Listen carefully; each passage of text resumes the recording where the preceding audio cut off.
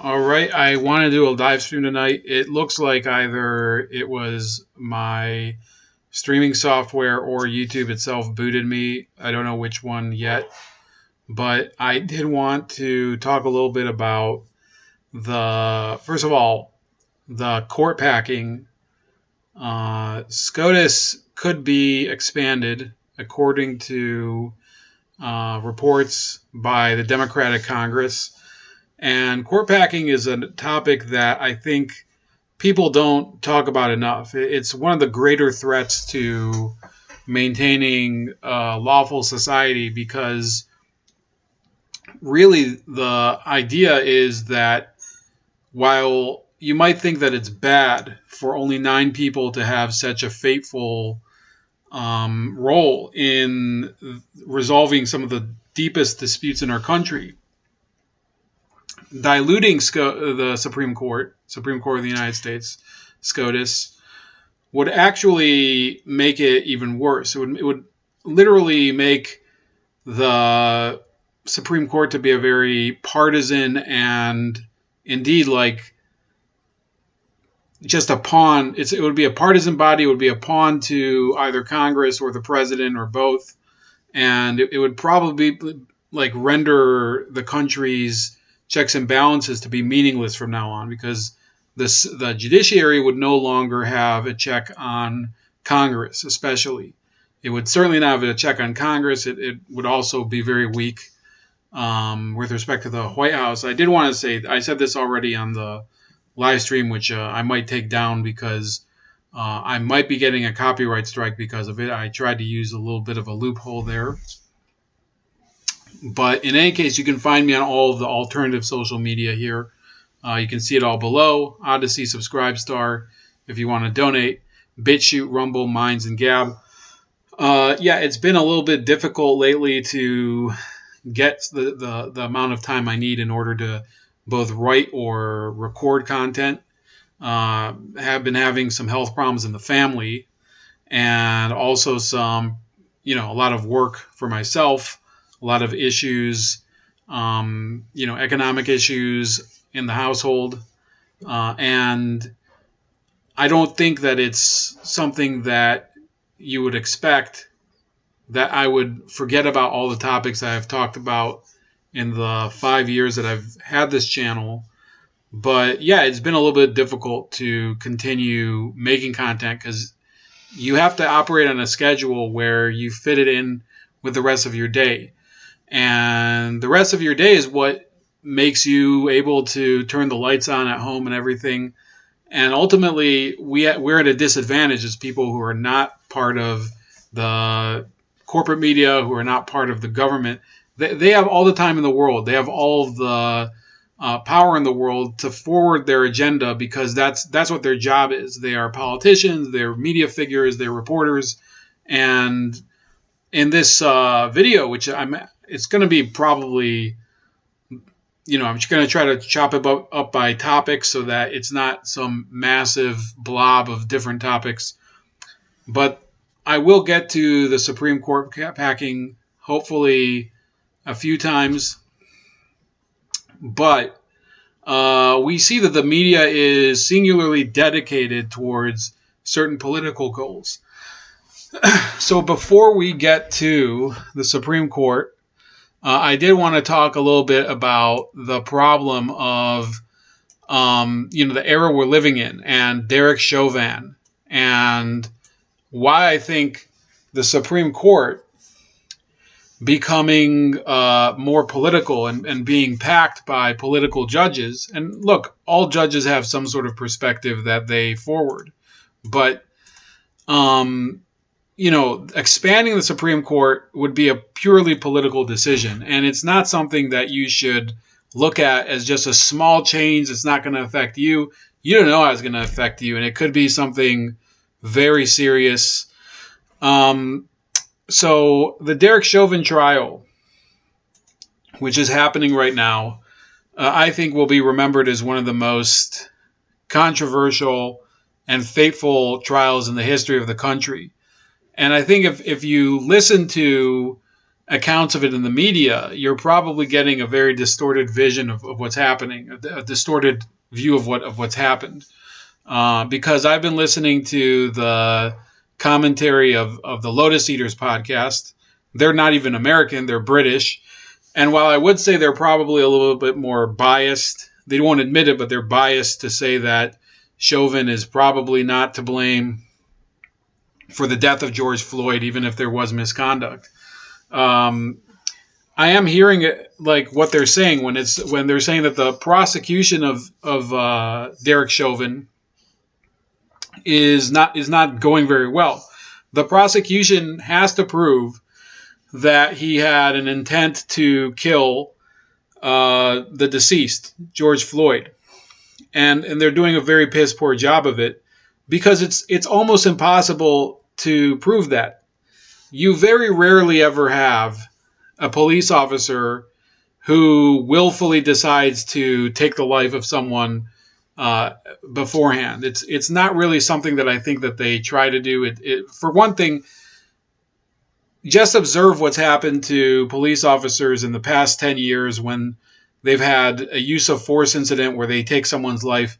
They usually don't end up staying on the police force. They end up getting forced to resign. Sometimes within the same day. That's what happened to the female police officer who killed, I think his name is Dante. One second. Let me get his name right so I don't get yelled at by Dante Wright. So the police officer who killed Dante Wright, she had to resign within one day. I was actually talking about it at work with someone yesterday that he was saying, "Oh, for sure she's guilty, and for sure this is something that the police officers are." I mean, he was trying to make it sound like this is something she wanted to do, and I said this. What exactly do you gain out of it if you're a police officer? You lose your career. You could even lose your retirement. And this woman had, I think, 25 years on the force. It doesn't excuse wrongful use of force, but we don't have some sort of epidemic of police murdering people in the country. In fact, if you look at many of these communities where there is a heavy minority population, police are now more reluctant than ever to confront criminals or just suspects because they're afraid that they're going to be the next police officer who has to have a televised trial like Derek Chauvin. And there's already, because of the Wright shooting, there's already been rioting in Minneapolis for the past couple of days. It's one of the reasons I think that I'm probably not I'm not exaggerating when I say that property prices are probably going to tumble in Minneapolis over the next few years because the caving to the BLM people, the just surrender of the country to people who don't actually have any real plan of how to actually create the society that they want, that is going to create a lot of suffering over the next few years, especially in some of these communities. And I think, I'm afraid of it coming to the place I live. There are plenty of people who sympathize with the BLM movement here. And I sincerely think that people should start forming contingencies for themselves and for their neighbors and family that they do care for, and figuring out what to do in that case, because it's not something that's 10 years away or 15 years away or something that's gonna take it's here and it's in many of the communities around the country.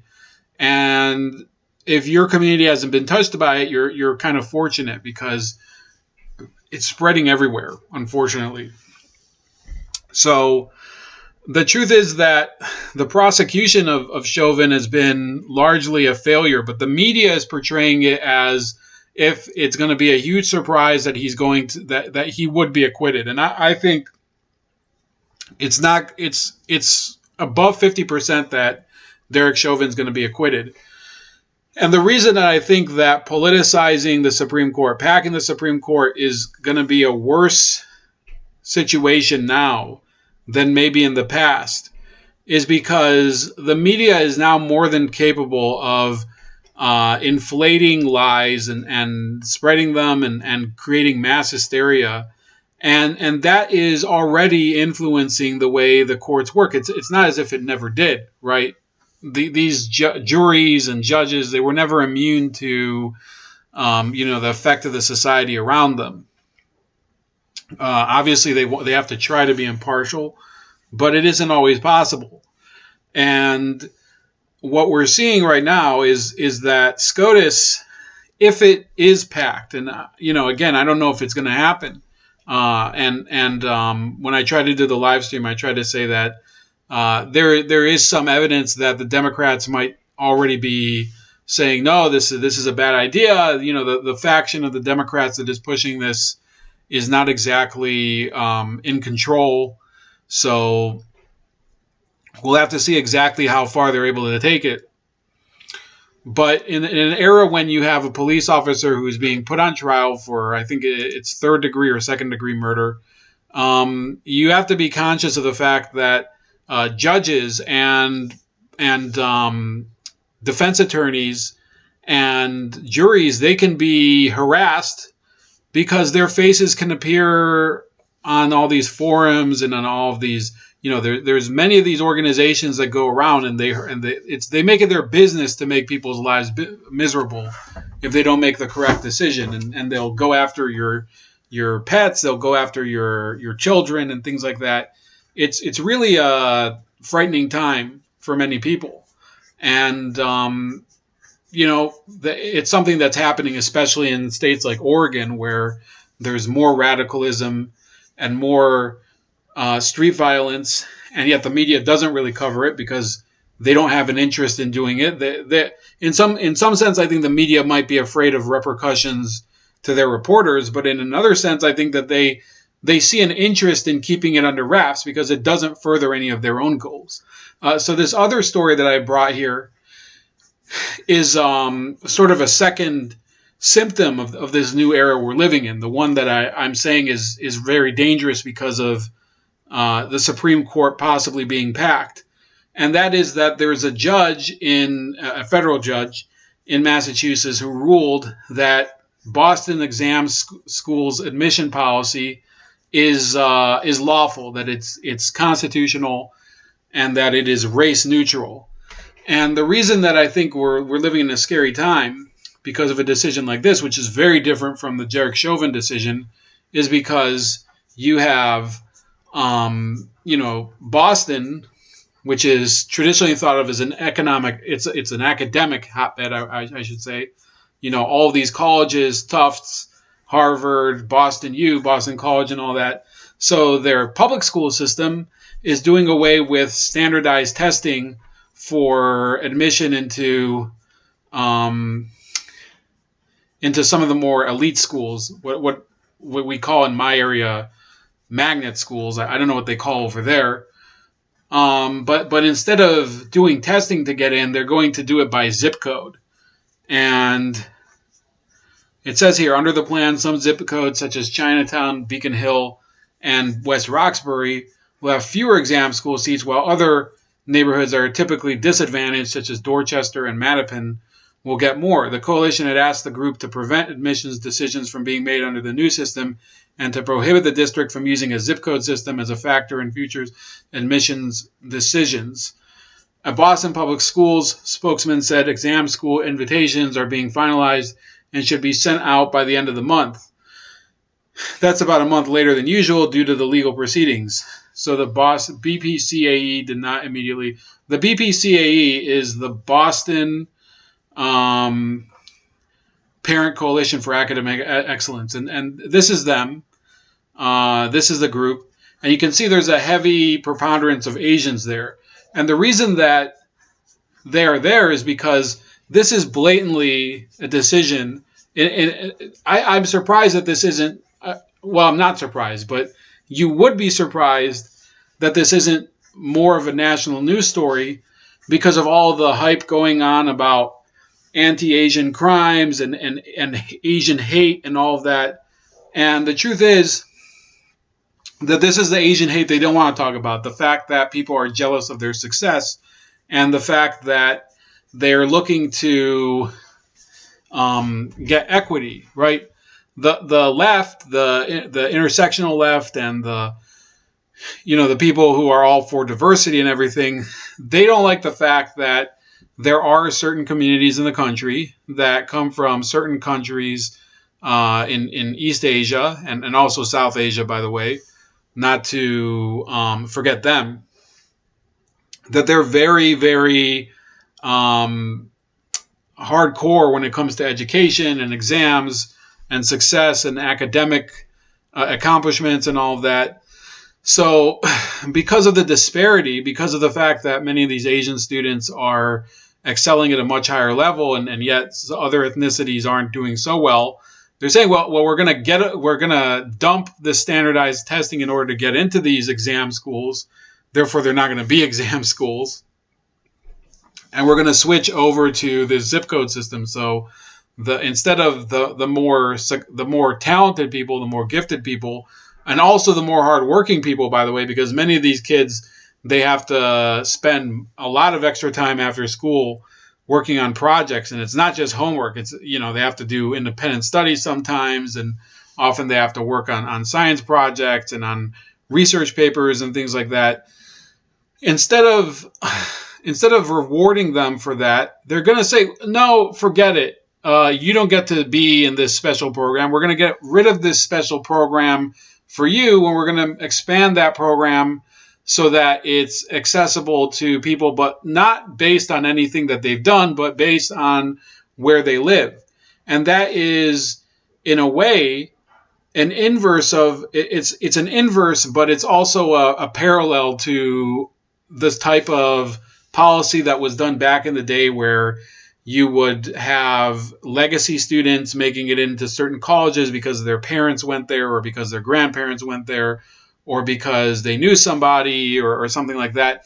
Look, the system was better when it was allowing children to go in who are high achieving, who have the type of ambition, or their parents really drive them in order to get into those schools. And I get it that we want people from other ethnicities. They're usually talking about the BIPOC, Black, Indigenous, people of color. That's the new catchphrase, and they're trying to say, oh, those are the people that need the most help. Well, you're not going to be helping them at all if you're just saying to the people who are successful, who in this case are Asian American, and you go and you say to them, look, you're doing too well. You're trying too hard. These people feel bad because of it. They can't succeed because of you.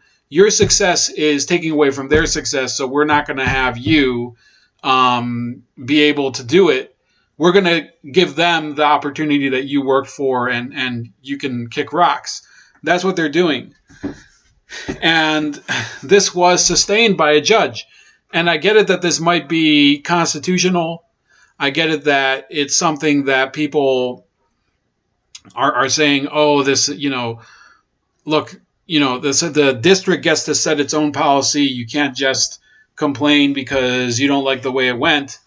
But believe me, it's going to start getting even more draconian, because when many of these children are pulled out of the Boston public school system, they're going to start doing these charter schools.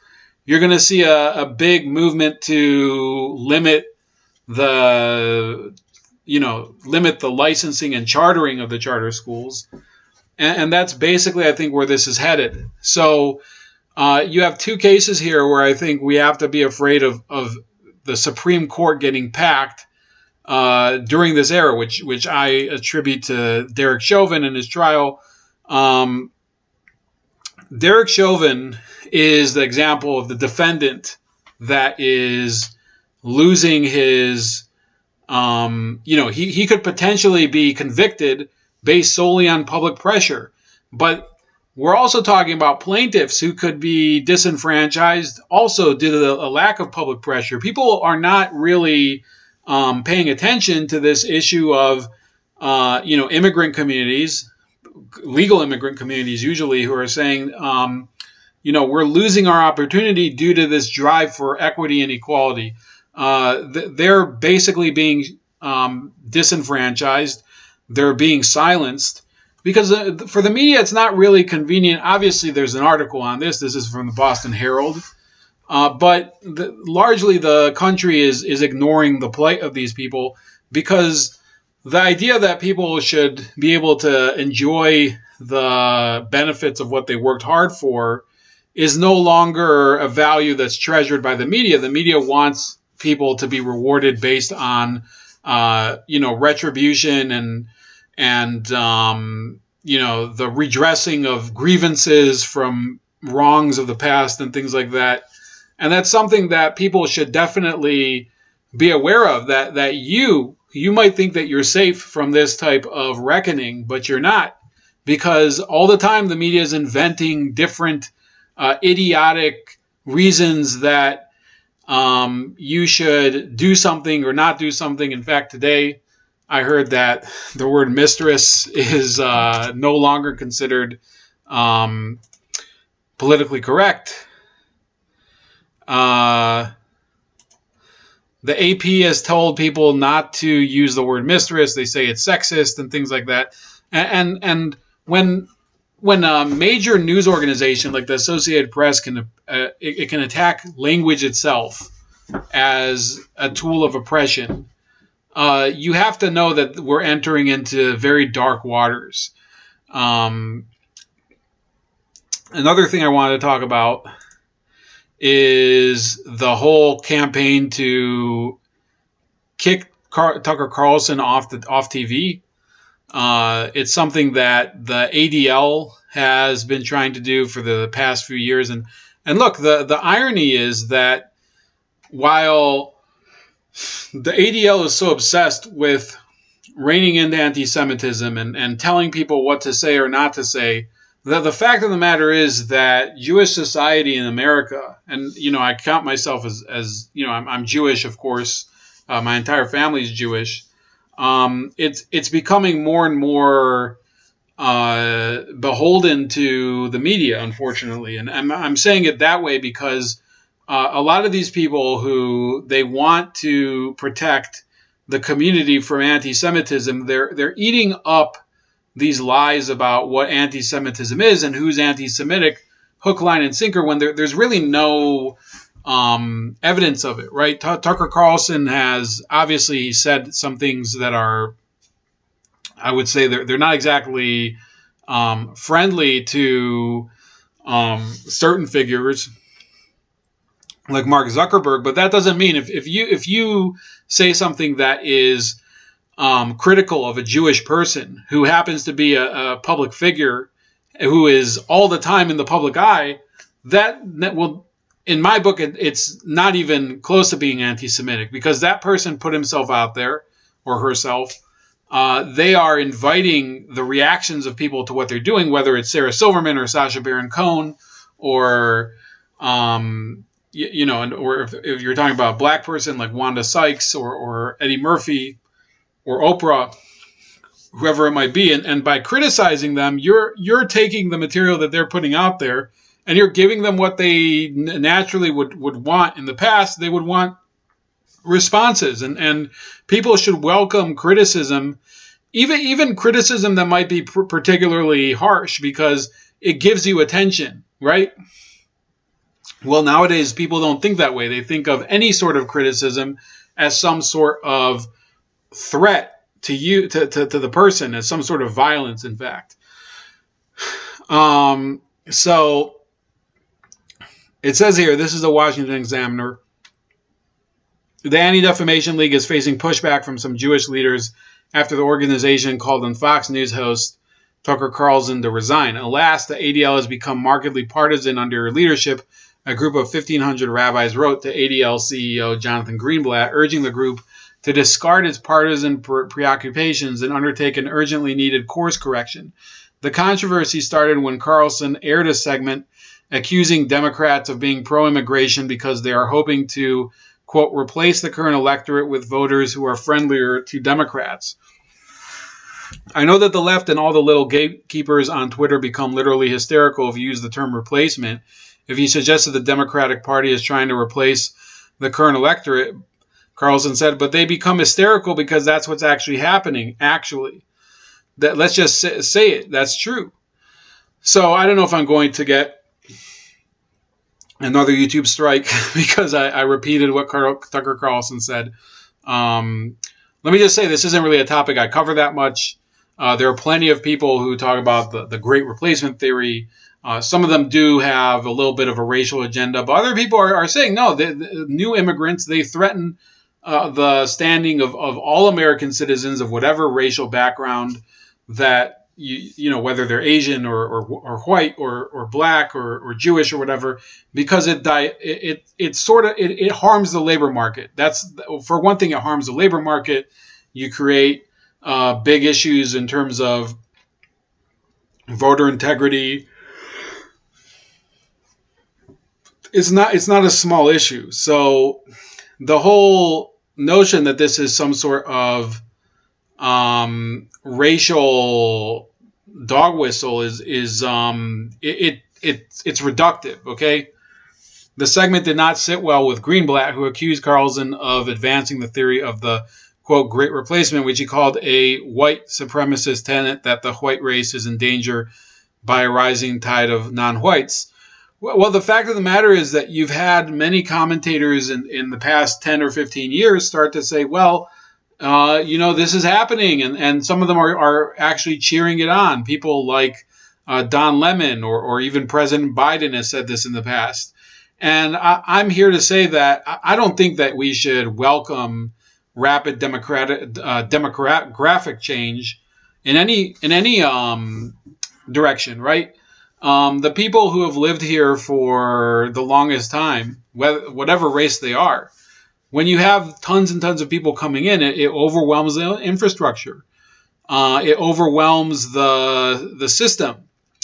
You have to compensate for it. And the Democrats are always saying, well, we need to pass infrastructure bills. We need to, build on this society, build it up so that we're capable of growing and including more people and striving forward and everything. But they're not actually doing it. In fact, in many respects, you can see what they've done with the border. They've allowed the population growth to come in much faster than the infrastructure is capable of absorbing it. So in many respects, this is actually worse than the theory that Carlson might be talking about, according to them, because it actually endangers many of the people that once were the people that they're supposed to be helping, right? The disadvantaged people who come across the border.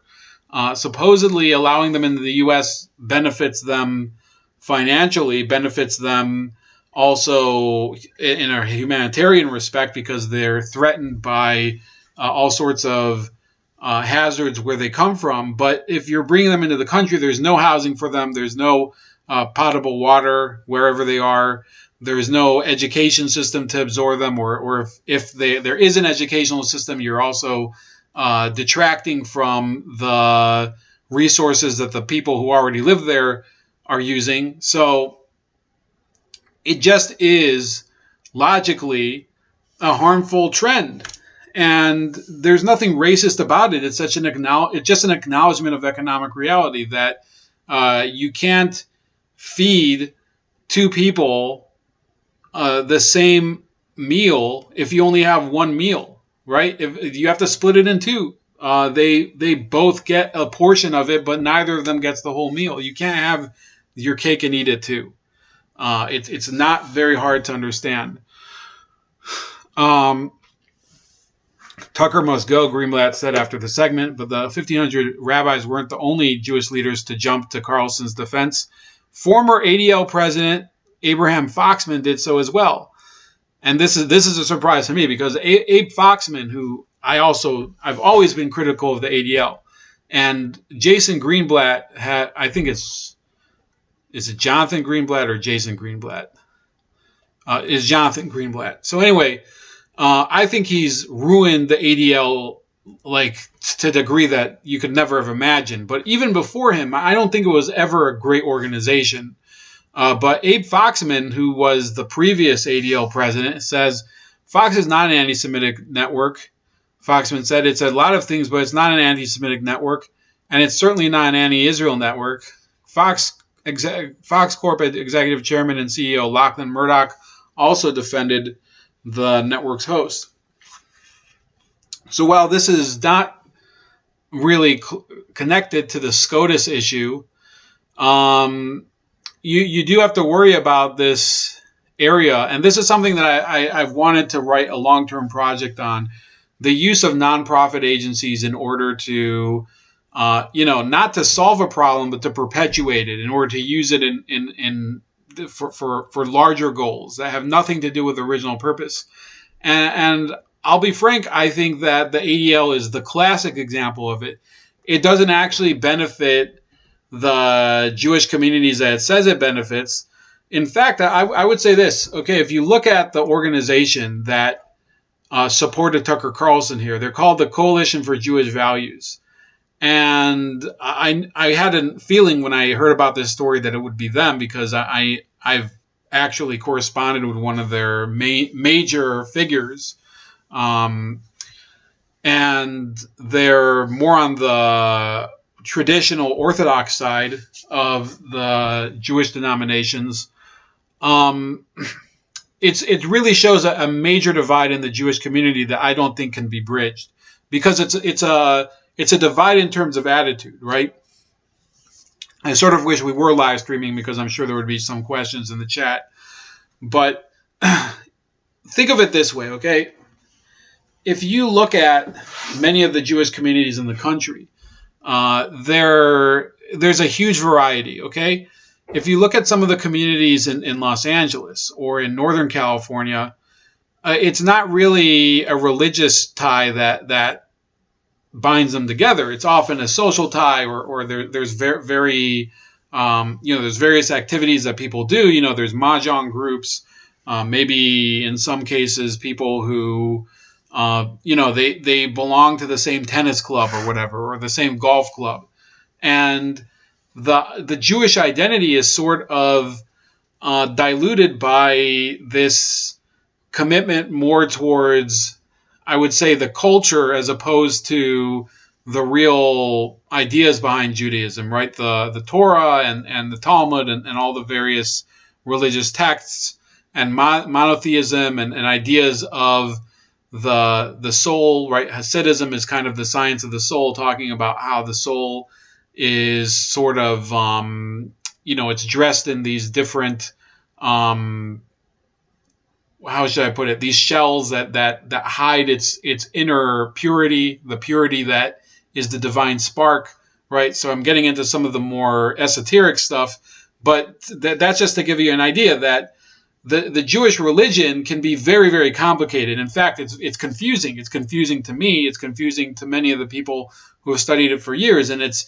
almost, for the people who are Orthodox Jews, it's not only confusing. It's like a lifelong quest to understand more and to read more into the nature of God and the world that He created. But for the secular people, unfortunately, they don't get the same depth of experience, because the more progressive denominations ignore that. They go more towards the ethical implications of Judaism. And the truth is that ethics can be changed very easily depending on the generation you live in.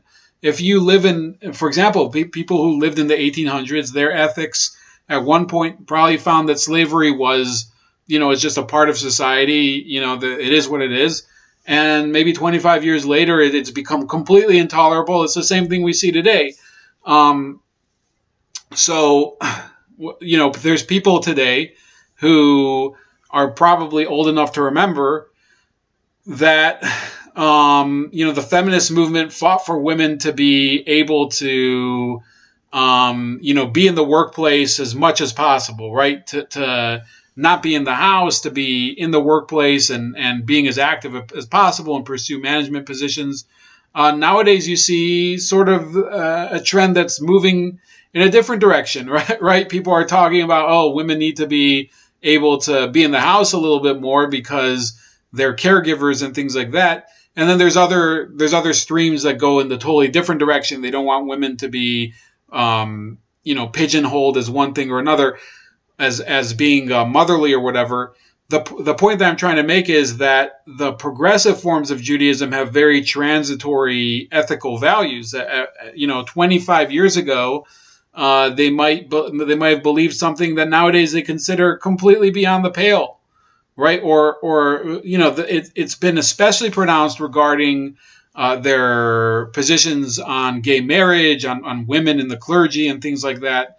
So the issue that I'm seeing, why is it that there's a huge difference between the ADL and the CJV, the Coalition for Jewish Values? Because the Coalition for Jewish Values, it spells it out right in the title, that they believe that it should be something about the values that are from the Bible, the Torah, and they are the unchanging eternal ethics of Judaism that they believe in, right? And by the way, I do believe that those are the real ethics of Judaism, whether you like it or not.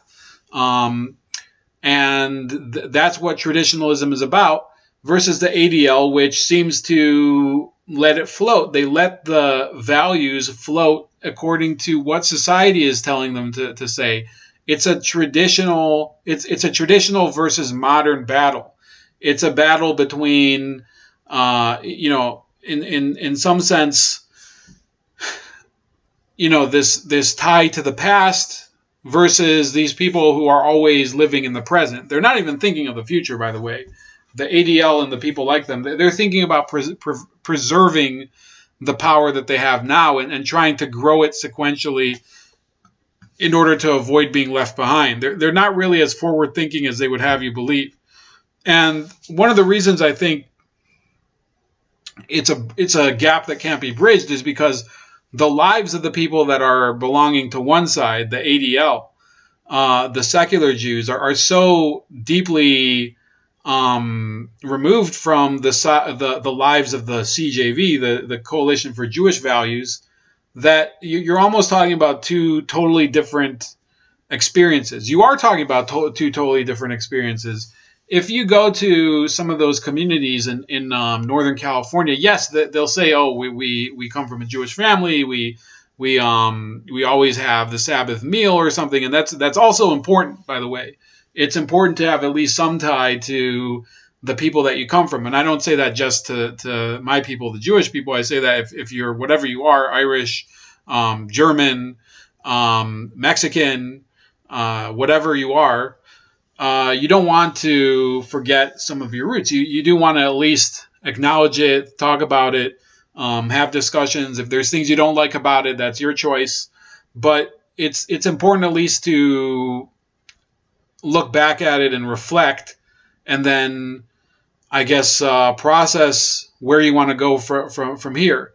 The problem with the progressive Jewish model of Judaism is that they basically try to adapt every single traditional aspect of their religion to a value that they find from their secular life, from the society that's around them, and inevitably it corrupts the original meaning, right? So you're not saying, oh, because we went through the slavery in Egypt, thousands of years ago, it was a different generation, therefore we should learn the value of being able to serve God as opposed to being forced to serve Pharaoh or whatever.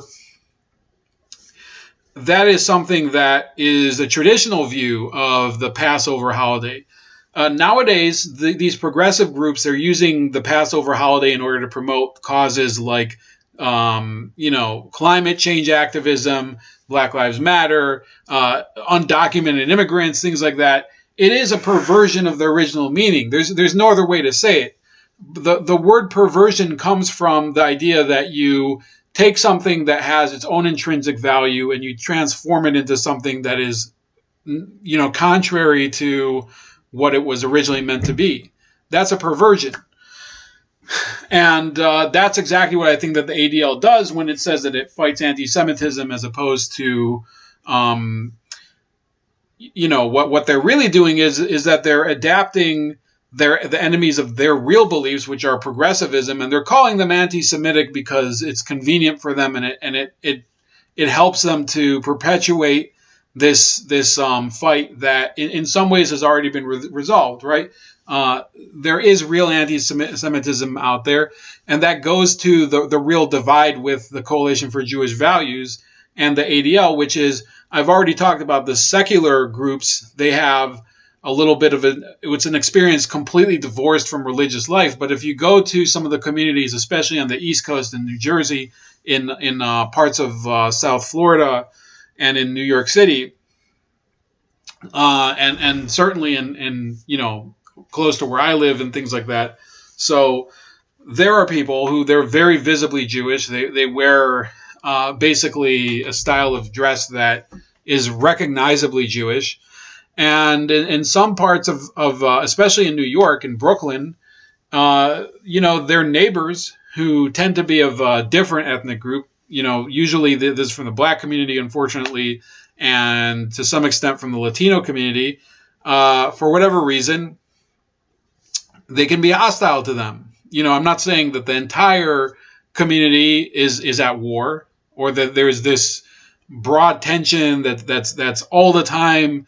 It's unavoidable, but it's not uncommon, right? And there have been videos in the past, so we can actually type it in.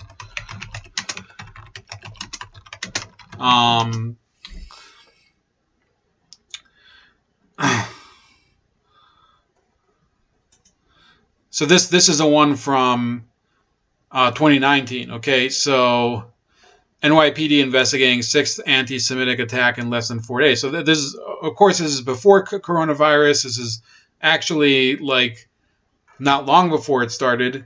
And you see people like this who are, they're not even ashamed of what they believe.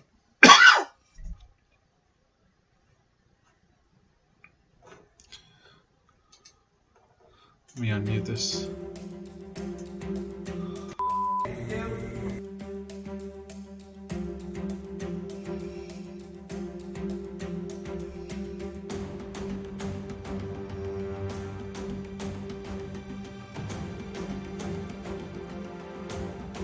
Here we go.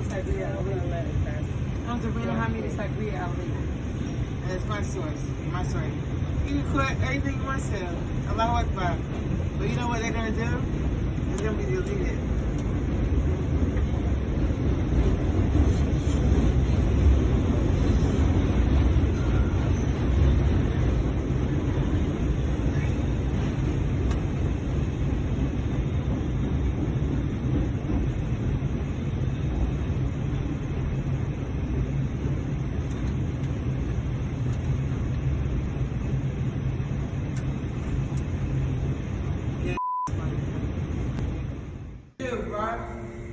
You ain't even no Jew. You white. And you flesh. You nasty. Allahu Akbar. Allahu Akbar. Allahu Akbar. So this is actually captured on the subway. And then you see Mayor de Blasio actually issued a remark. He said it's not enough to condemn anti-Semitism. We have to confront it. But he hasn't confronted it. And the truth is that they don't want to confront it for a very simple reason. It's that they need the communities that some of these anti-Semitic people are part of to be fully on board with what they're trying to do. The Jewish community isn't quite as powerful at the moment, especially not the Orthodox community, because they don't have the numbers or they don't have the clout, and they're not exactly the powerhouse that some people would have you believe. So there have been many of these incidents. At the time, it said on Tuesday, a group of teenagers allegedly yelled "F you, Jew" at a 25-year-old man as he walked down the street.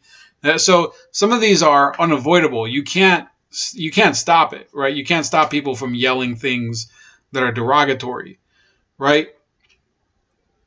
But I would say that the difference that I'm talking about here is that you can visibly identify a lot of these victims of this abuse because they dress a certain way, right? So You have traditional.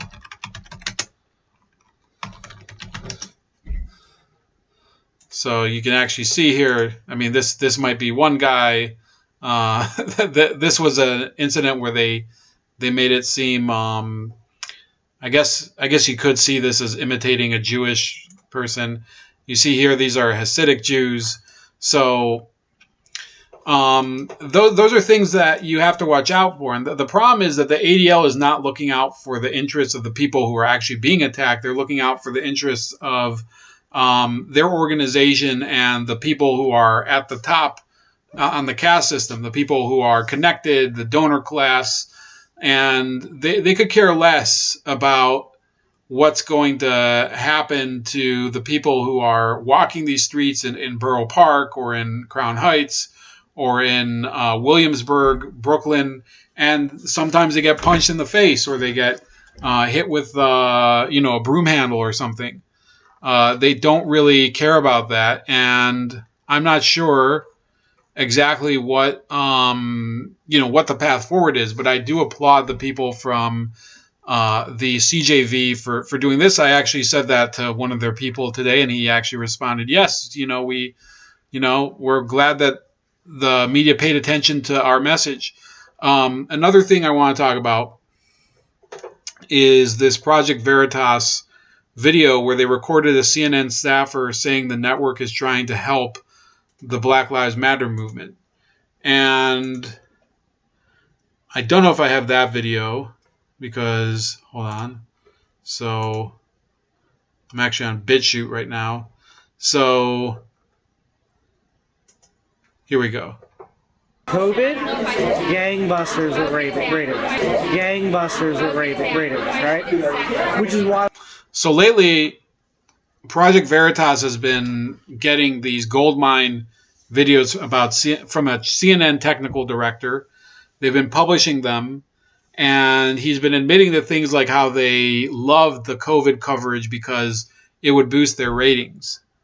We constantly have a death toll on the side. Let's make it higher. Like, why isn't it high enough? Today, like, it would make our point better if it was higher. It's fear. Like, fear really drives numbers. Fear is the thing that keeps you tuned in. If it bleeds, it leads. Yeah. If it bleeds, it leads? Yeah. No one ever says those things out loud, but it's obvious. What they're actually doing, telling the person what to say. It's an art form. It's always leading them in a direction before they even open their mouth. It's fear.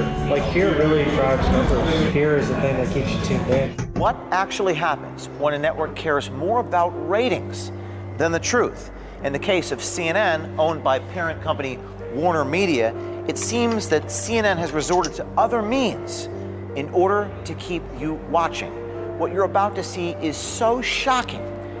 Admissions about COVID, its impact, the bias, and things that we've all suspected but have never been able to confirm until now.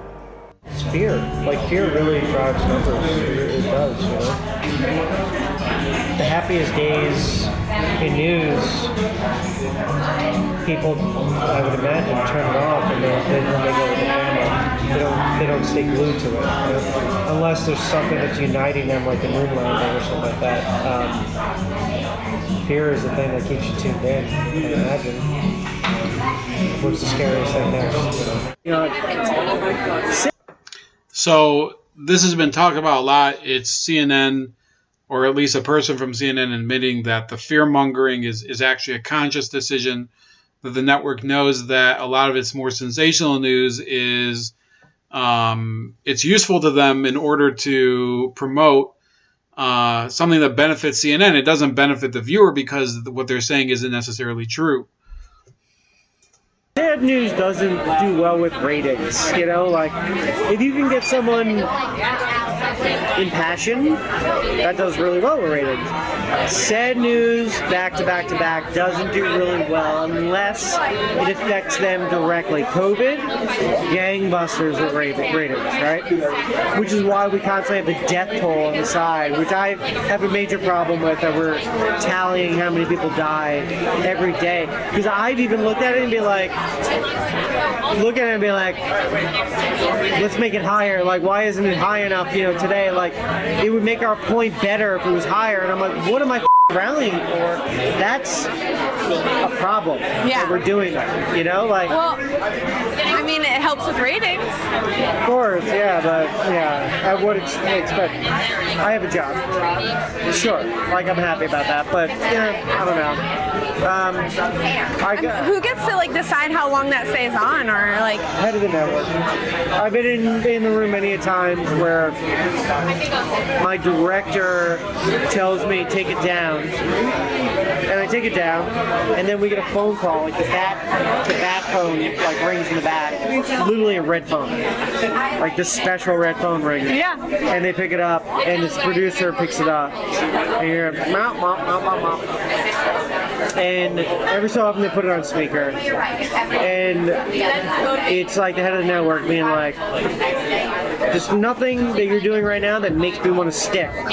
Put the numbers back up, because that's the most enticing thing that we had. So put it back up. So like things like that are constantly talked about. It's most likely a Jeff Zucker call. If Jeff Zucker, the head of our CNN, he makes the call. Is that like the head of the network with the red bat phone? Yeah. Oh, yeah. Now, on the first So this isn't just one person who is saying that Jeff Zucker, who, by the way, I believe is leaving the network in September, that Jeff Zucker is making these decisions all the way from the CNN executive suite or whatever it is, and that's really one of the problems with the network, that it's been micromanaged. That like I would say that he is a person who is known to be from the reality TV universe, which is a perversion. Again, I'm using the word perversion because it perverts the idea that it purports to advance.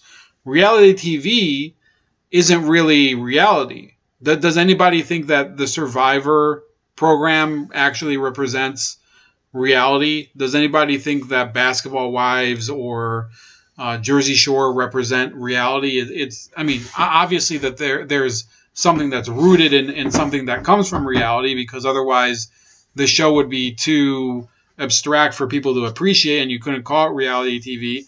But that's the background that Jeff Zucker came from.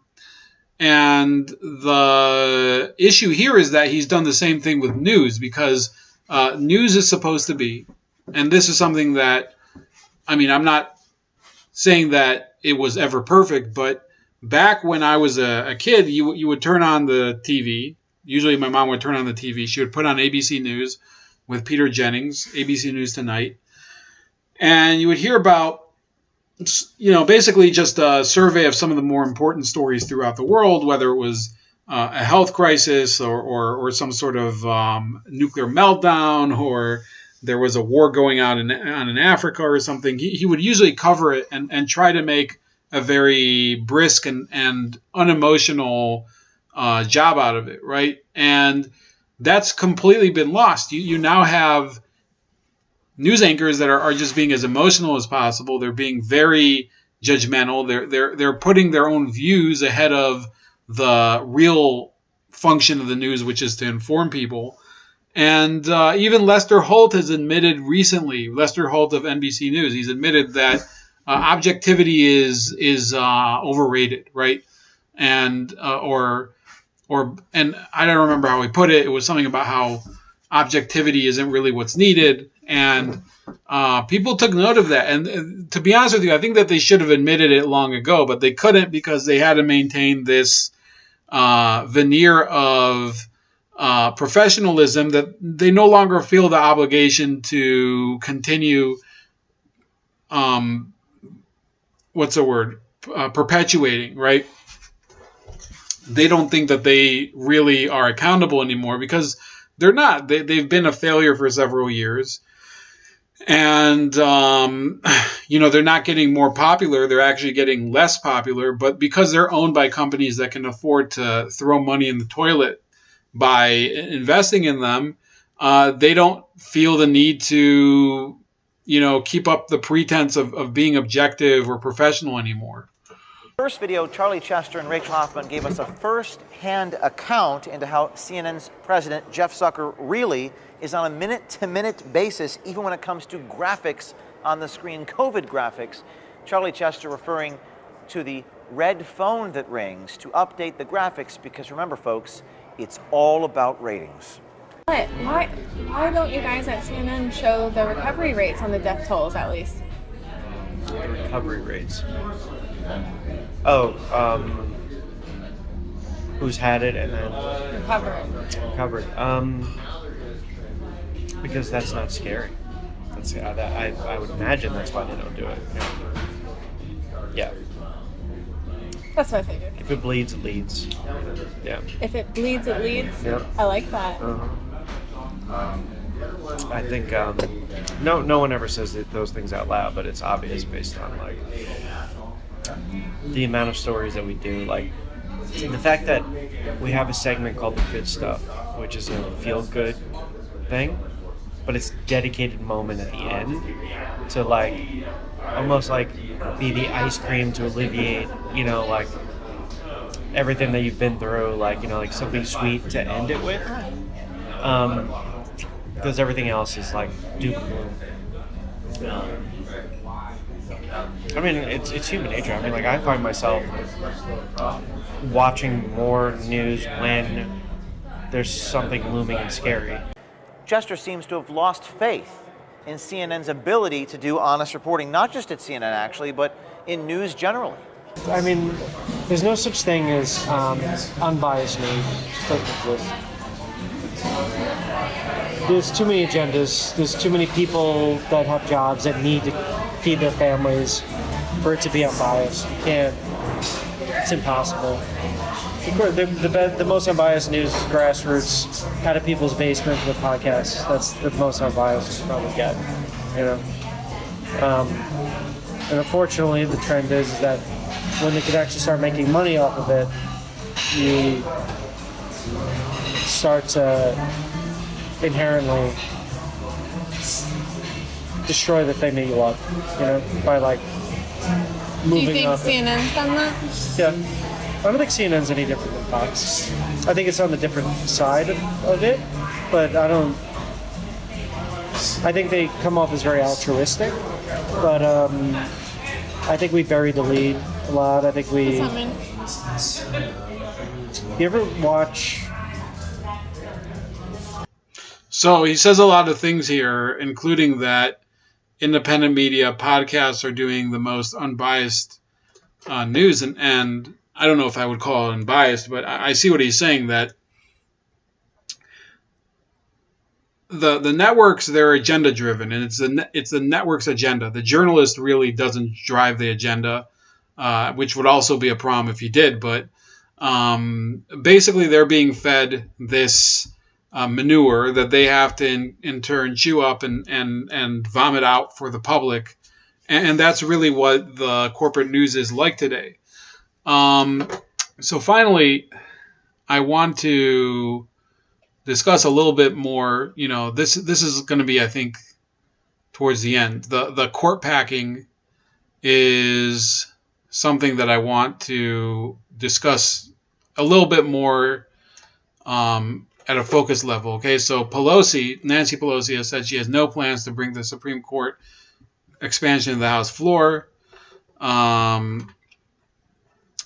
She says, I don't know that that's a good idea or a bad idea. I think that's an idea that should be considered, and I think the president is taking the right approach to study such a thing.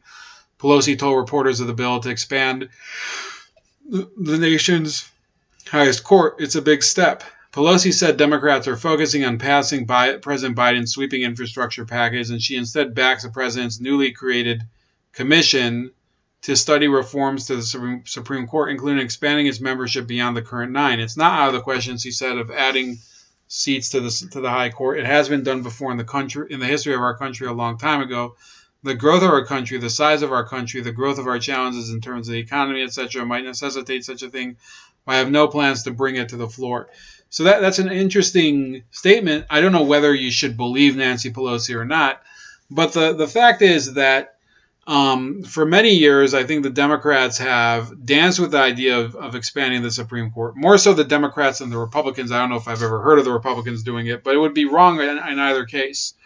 And the reason that packing the Supreme Court is really the ultimate power play, is because you see that the real corruption in American government is probably more focused in Congress. You do have some of it at the executive level, in the executive branch, with all the agencies and the president and various department heads and cabinet officials and all of that.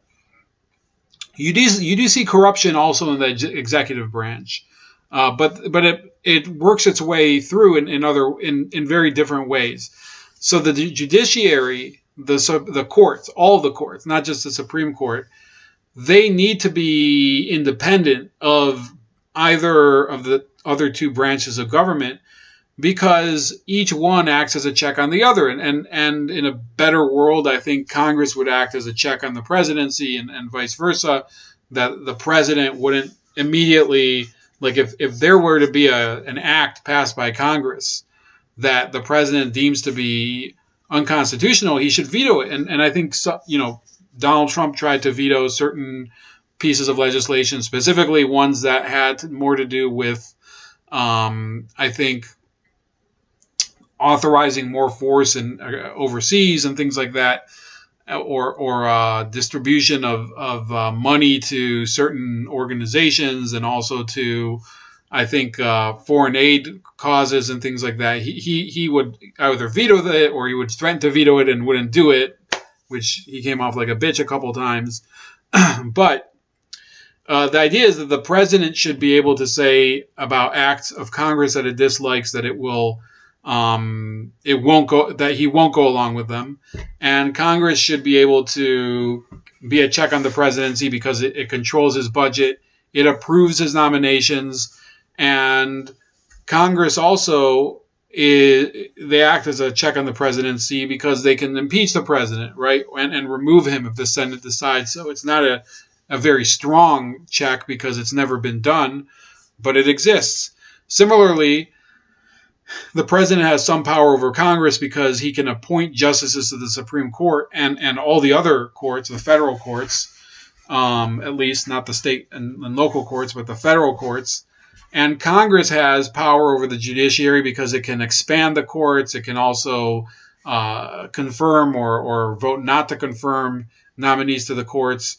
And therefore, by Congress deciding for no real immediate reason to not to vote to expand the Supreme Court, that would be a threat to American democracy, because essentially those new justices, because we have a Democratic House and a Democratic Senate and a Democratic presidency, the Supreme Court is the only check on that one party from passing its entire agenda. Obviously, there's some smaller checks that are in there right now. Joe Manchin is kind of holding back some of Joe Biden's more, should I say, imaginative pieces of his agenda, or those of the House Democrats. He's a one-man dam against certain very destructive policy positions. But the Supreme Court and the federal courts, they're generally the more important check on the president, on both the presidency and the House and the Senate and the Congress. So the issue that we would see if the courts were to be expanded is that suddenly the Democrats could say, Joe Biden could say, oh, I nominate 4 of these people to the Supreme Court. First of all, it automatically negates any majority right now for the traditionalists. It's something the Democrats certainly would like, but he would be saying in one fell swoop, well, forget the fact that we haven't had a change in the number of Supreme Court justices since the 1860s. I am now, because I need to pass this agenda, I am going to appoint as many judges as I need in order to pass whatever, first of all, to get my legislative agenda not just passed, but the Supreme Court to get out of the way and not actually do its job and see whether the laws that are being passed are lawful and constitutional or not. And that's really the corrupting of the system, right? People have to realize that packing the Supreme Court, the idea was largely popularized by Franklin Delano Roosevelt. And he really wanted to do it because he was passing all of this New Deal legislation, and in many cases, it would get to the Supreme Court at the time, the Hughes Supreme Court, led by Charles Evans Hughes and a bunch of other conservative justices, and they would say, no, this is not really what we want. We're going to strike down this piece of legislation or this executive order, and it's null and void. And FDR said, well, I want Congress to expand the Supreme Court. We're going to put in all the justices that I need in order to pass my agenda. He wanted to expand it to 15. Biden wants to expand it right now, apparently, to 13. And the truth is that at the time, the Democrats who owned, they ran Congress, I think they had a majority that was a super majority at the time. They could have easily done it. And they saw really the value of why you can't do it, which is that once you basically neuter the Supreme Court, you've taken all the bite out of it because you have enough justices on there to pass whatever you want, and then it goes to the Supreme Court. They don't give a shit. Once you've done that, that institution is basically a rubber stamp. The same thing can be said of Congress in some sense. Once Congress, which is trying now, there's movements which I don't know if they're going to go forward and succeed, but to admit new states to the Union, which would be Puerto Rico and Washington, D.C., they would supposedly create a new permanent majority for the Democrats. I think that that would happen. Once you have a permanent majority, well, the power of each individual member of that majority diminishes, right? That person now becomes expendable. They become fodder because you already have a majority. If one person or another says, oh, I'm going to vote against, they have less strength now because they're no longer the swing vote. You have a permanent majority. Nowadays, one member of the Democratic the Democratic caucus in the Senate can say, oh, I don't like this bill. Sorry, I'm out. And they would torpedo the legislation. You have to think about it this way. Every single Democratic member of the Senate is so powerful right now that with one decision to vote down a piece of legislation, they've said no. But if they keep voting yes, and there's always a 50-50 split, and Kamala Harris breaks the tie, that makes them a rubber stamp for some of these pieces of legislation if they don't oppose them. So I think it's smart of Joe Manchin, who's resisting a lot of these pressures. He has to keep doing it. And I wish that there were some other senators. There is Kirsten Sinema, and there's a few others that once in a while vote against. But they have to realize that the more that they go along with this Biden agenda, think of it selfishly. They are diminishing their own power, and they are empowering the executive branch to be basically unaccountable, right? And it's not only because it's Biden that I oppose this. Look, I've been clear that I don't like Biden. At the same time, if he does something that I think is good, I'll try to acknowledge it. Apparently today, or was it yesterday, he decided to...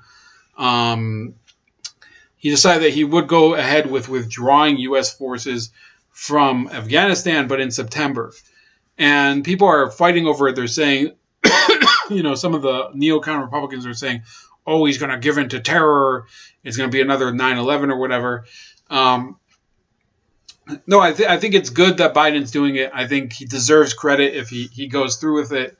I think he deserves more credit if he goes through with it and succeeds, and Afghanistan's able to survive without U.S. intervention. I'm saying that an Afghanistan that would be reasonably peaceful, I hope will ensue. But either way, I think it was right when Trump decided to get the U.S. out of Afghanistan. I think it was wrong when the media fear-mongered about it, and Biden fear-mongered about it, and he said, and they were talking about the bounties and all this stuff, which, by the way, has turned out to be false and everything. And I think it was wrong for them to do it the entire time.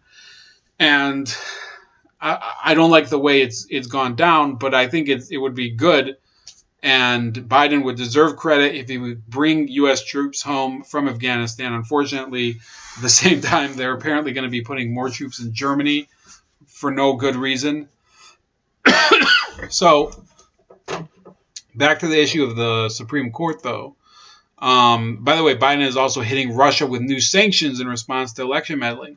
So while I do want to peddle, I do want to, why did I say peddle? Well, I do want to acknowledge his good decision regarding Afghanistan.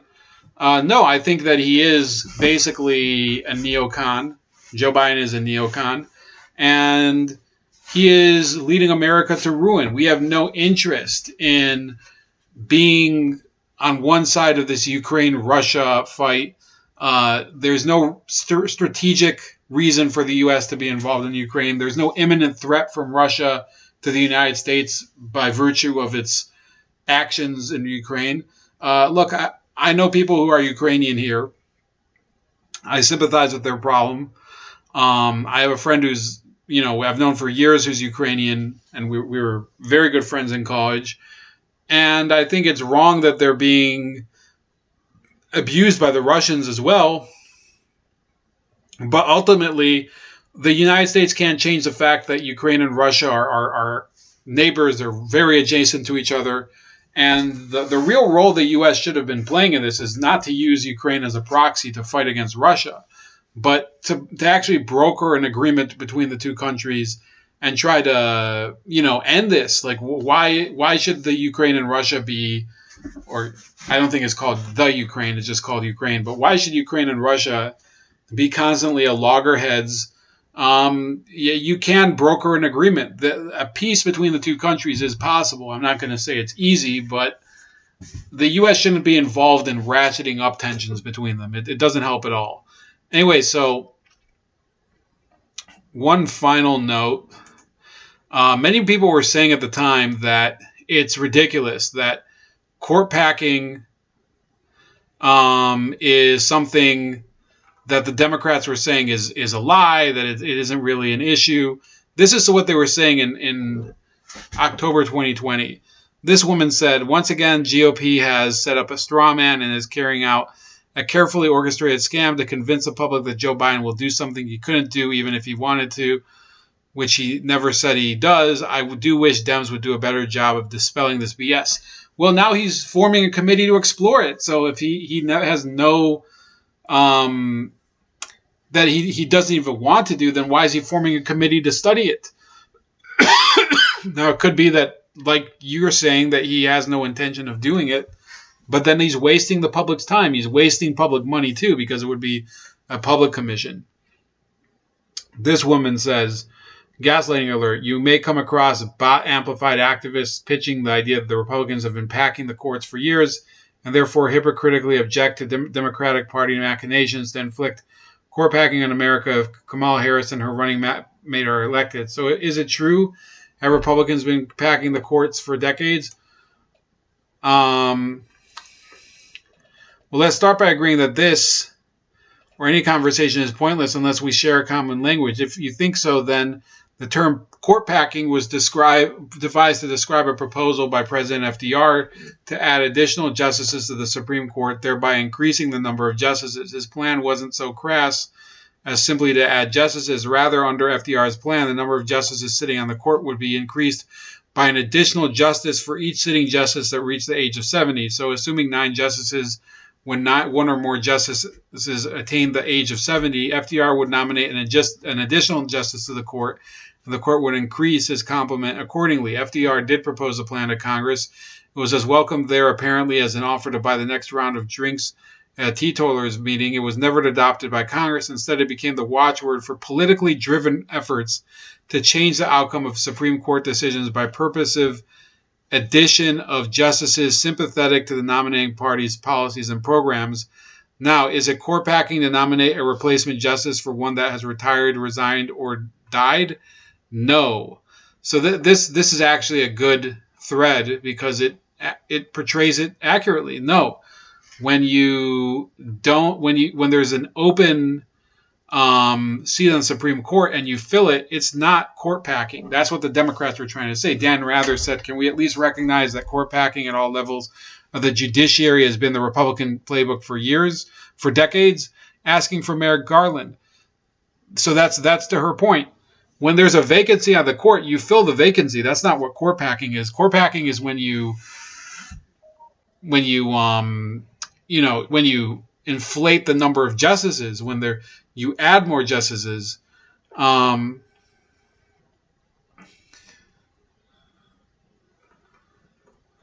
So that's about it for today.